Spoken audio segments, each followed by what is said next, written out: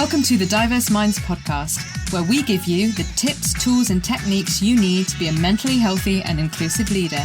Each week, you'll hear about a variety of topics linked to mental health, wellbeing and diversity that will enhance both your professional practice and personal wellbeing. Welcome to the 44th episode of the Diverse Minds podcast. And on today's episode, I'm going to be talking about our working at home life balance and looking after our well-being during this time of uncertainty. Needless to say, it's been a challenging time, and I think one of the key things is that there's been little to no adjustment period. One day we were in a physical workspace, or most of us were, and overnight the next day around 80% of us were told to work at home, or we were not working in safe environments with the equipment and things that we needed. Schools were closed, meaning those that were parents had to start homeschooling, and everything might not have been in place as you would have wished it to, and those with elder dependents weren't able to see their loved ones or had to suddenly work out quite complex and stressful caring arrangements. And we also now have very little delineation between our living space, our actual physical space, and our workspace, and this impacts on where we draw the line and create that work-life balance. So what exactly is a work-life balance, and how does it influence being mentally healthy and looking after ourselves? Well, work-life balance can be defined as the balance that a working individual needs between time allocated for work and other aspects of their life, which include personal interests, family, social or leisure activities. And of course, this definition has come under strain in the last 10 weeks. But one of the key things is I don't think that there is a one-size-fits-all model for how things should be. Everyone will vary. For some people, it's a case of work being vital to their well-being, which could result in a 70% work, 30% personal split. And for others, it's spending less time in an office, well, we're all doing that now, or what I should say is an office environment, and doing hobbies or using their time in a better way. It might be akin to a 15% work to 85% personal life split, if that's possible. And I don't think a 50-50 split is necessarily what everyone should be aiming for. It will depend on your current life stage, and thus the split will shift as time moves on. So you might have been caring for someone your whole life, and maybe there's no more caring required, or things have moved on, so that split's going to shift. Clearly, when you're younger and you're a child and you're not in a job, you're going to spend a lot more time playing and enjoying yourself. Or hopefully you can do that. So think about where you are now in terms of your work and your personal life. How has it changed over the last 10 weeks? And are you happy with the way it is? And where would you like that split to be as we transition or go back to something that potentially feels a bit more like normal or what we're used to? I would say in the personal sphere, it's also about being mindful of our own well-being and seeking support as and when you need to. Having the headspace and emotional capacity for friends and family, especially those video calls and other kinds of socializing through ring fencing of time. And spending time how you want to without feeling guilty and building your resilience for tougher times. And if you'd like to know more about resilience, do check out podcast 39, which is all about resilience, particularly over this COVID pandemic, what it is and how we can learn from it. And I've seen people really grappling with this issue more than ever at the moment, the work-life balance issue, and trying to be a mentally healthy professional. People are naturally concerned about dependents and want the best for them. Maybe you've been short on time for a long period of time and this has exacerbated it, because I know some people who have been busier than ever and are absolutely up to their eyeballs, especially with members of staff being furloughed. You're aware of your mental health and well-being, but your usual coping strategies aren't necessarily working. You value your time with your friends, but you're not able to see them, and perhaps you've got burnout from constant video calls and phone calls. You absolutely want to care and help others, but that's become more difficult during this period. And sometimes we just all feel on a limb and isolated due to the pressures we have, and we feel that we have to suck it up. At the start of lockdown in the UK and social isolation, I spoke to a number of people, and there were common themes with their stories, things that I've just highlighted, but also that their usual coping strategies that they'd employed and worked well for them weren't working anymore. They were all carers, they all had younger dependents. One was a single mum, one is a mother with a very busy husband who's a key worker, and another one whose partner had their own business and couldn't really stop working. They found themselves thrust into homeschooling and felt very panicked that they weren't doing their very best. They were also incredibly highly educated, and their workplaces were putting extreme pressure on them to keep completing work. And they're concerned about their career and want the best for their own careers, having worked so hard and reached a high standard. And I'm pleased to say, with a 30-minute free phone call, we were able to talk about options and things that they could do to alleviate a lot of the pressures that they were under. But I'm also really excited to announce my new online course. I've been working on it as my lockdown project, and it's called The Mentally Healthy Professional. And it's a 4-week online course that you can work through in your own time. And it includes weekly coaching calls and support. And if you're unsure whether it's for you, then please do book a free 30-minute call with me to find out more. And keep listening, because I'm going to give you more details at the end of the show. So if working at home life balance has been a real challenge for you, and as I've mentioned, the things that have affected my other clients are also affecting you, there are things that you can do. These are simple things and you can take action right now.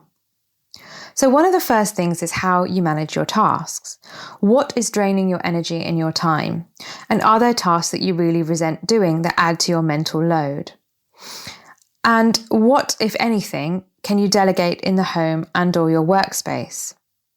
Especially now, it may not be possible, and I do appreciate this, but it could be worth writing down the tasks that really irk you and drain your energy, and think about, is there anything up for negotiation and change? Are there any apps or things that could help you to make your life easier? And it might not be possible, but it is worth thinking about. The second thing is around saying no, or setting boundaries in effect. Saying no or being assertive can be a real barrier to stop things piling up on your desk. When you're assertive, you express your needs, opinions, feelings, and ideas and take responsibility for them.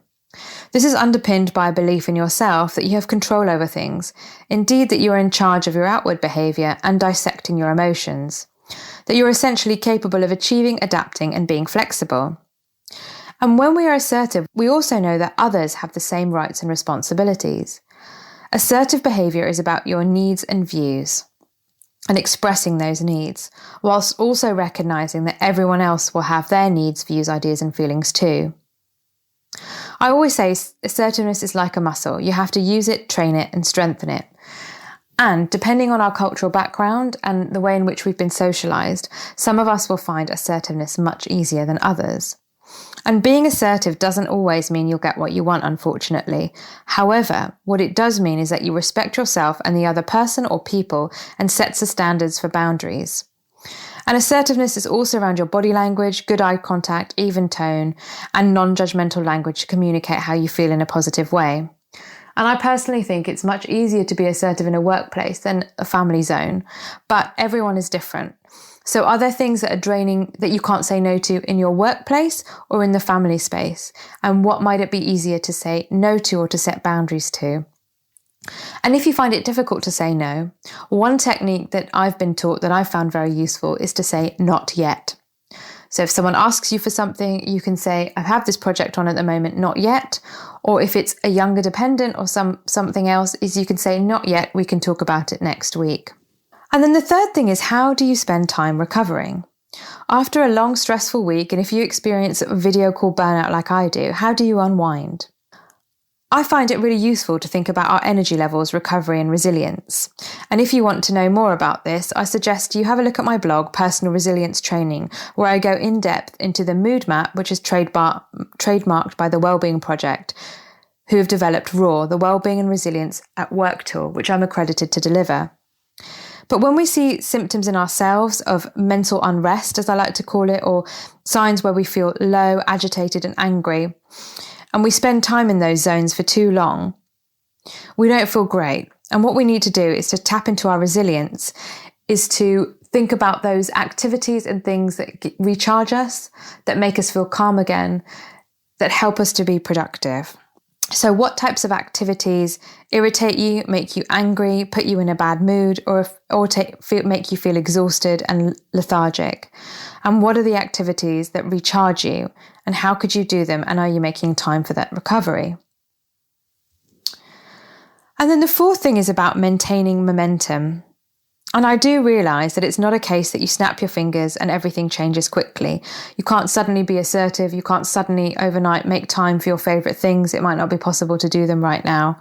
And you can't necessarily transfer activities or delegate them or tasks that you don't enjoy doing. But one of the things is knowing when to realise that you're taking on too much prior to things reaching a crisis point. That's a great starting point. In addition, you don't have to make changes quickly or make yourself even longer to-do lists that add to your workload and stress. But rather, it's about identifying where you want to start and addressing elements step by step. And that's exactly what happens on the Mentally Healthy Professional online course. And I always say you are the CEO of your own life, but make sure you have the right people on the board of you to support you through what you need to do. And we may think that there isn't anything we can do, as life is meant to be busy, hectic, stressful, and never-ending.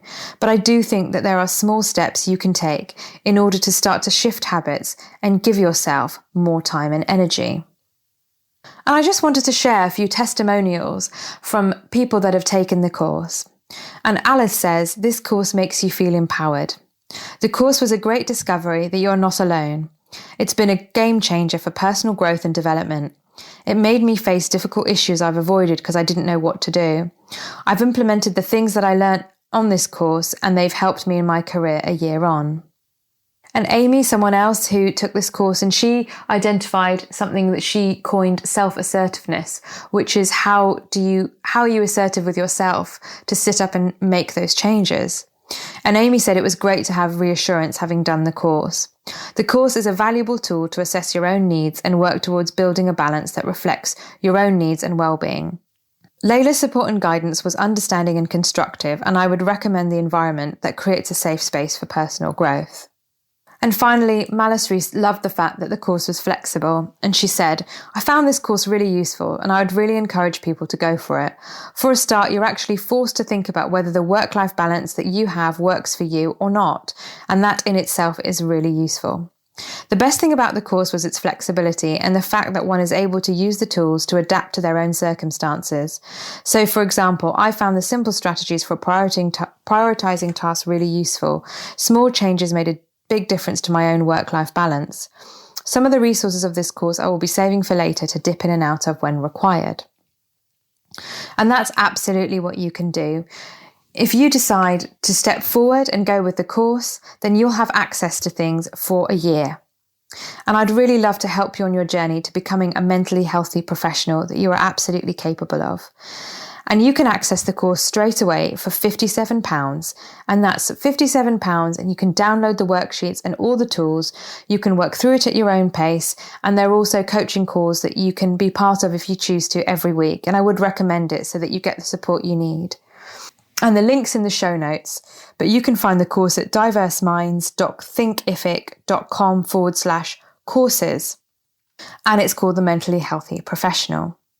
And I really hope that you'll come on board. But if you're unsure, don't forget you can absolutely book a free 30-minute call with me to find out more through my Calendly at calendly.com/Layla, Leylao. So as I said, there are 4 things that we need to think about in the first instance with our work-life balance: managing tasks, setting boundaries, recovering our time, and maintaining momentum. And this is absolutely covered in the course. You're going to learn about how to evaluate where you are now with your work-life balance, learn techniques to increase your energy, discover easy-to-use time hacks, and how to say no assertively and set your boundaries. In Module 1, we talk about the current picture and prioritization, where you are now, where you want to be, and I introduce you to a tool called the Teacup Energy Drainers. Module 2 is all about productivity, resilience, and recovery, and there's some really great tools I share with you to help you do that. Module 3 is all about assertiveness and setting boundaries, and there's some audio lessons and tips for you to how to do that. And Module 4 is all about putting it together, and I leave you with a work-life balance checklist that you can take forward. You can also preview the course on the link. That's diverseminds.thinkific.com/courses. So if you're unsure and you want to have a little look at the course, you can also read those testimonials and find out more about me, then please feel free to do so. I sincerely hope that you will be part of the journey and work towards being a mentally healthy professional. I'm really excited about helping you and know that you can make those changes that you want to now while we're in a difficult situation, but also going forward and we don't know what the future holds. So the only thing we can do and that we have control of is our own personal development and how we can support ourselves. Don't forget to join me next week where I'll be talking to Louise Goworth about visibility for underrepresented groups. So I'll see you in the next episode. Thanks for listening to the Diverse Minds podcast. Don't forget to subscribe on Apple Podcasts, Spotify, or wherever you access your podcasts from. You can also connect with me on Facebook, Twitter, and LinkedIn. Tune into next week's episode of the podcast, where I'll bring you more insights on mental health and inclusion. Bye for now.